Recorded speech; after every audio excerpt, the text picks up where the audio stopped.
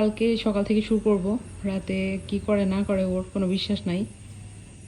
ওই যে কাল থেকে শুরু করবো ইনশাল্লাহ, এটা খেলে নাকি ভালো হবে, তো দেখা যাক কি হয়। আর হচ্ছে ওর বললো যে ডিওয়ার্মিং করান, তো আমি বললাম ডিওয়ার্মিং এখনও 3 মাস হয় নাই, তো বলে 3 মাস হয়ে গেলে আবার করিয়ে দেবেন, কোনো সমস্যা নাই। ওর সব কিছু অ্যাক্টিভ আছে, ওর শ্বাস প্রশ্বাস সব কিছু নাকি ঠিকঠাক আছে দেখলো একটু। তো আমি বললাম যে না, এমনিতে তো বাসায় কখনো অসুস্থ হয়ে পড়ে আছে এমন না, জাস্ট একটু খাওয়া কম করে এটাই, তাছাড়া তো কোনো সমস্যা আমিও দেখি না। তো উনি বললো আমিও কোনো সমস্যা দেখতেছি না, তো আপনি টেনশন করবেন না, ও কয়েকদিনের মধ্যে ঠিক হয়ে যাবে, একটু খাওয়া দাওয়া করলে আবার আগের মতো স্বাস্থ্য ফিরে আসবে ইনশাল্লাহ। তো আমার কাছে মনে হচ্ছে একটু শুকিয়ে গেছে, আপনাদের কাছে কেমন মনে হচ্ছে অবশ্যই কমেন্ট করে জানাবেন, কারণ আমার কাছে মনে হচ্ছে যেটুকু আগে থেকে একটু শুকিয়ে গেছে। বাবা বাবা, এই যে এই ওষুধটা খেতে হবে না আজকে থেকে।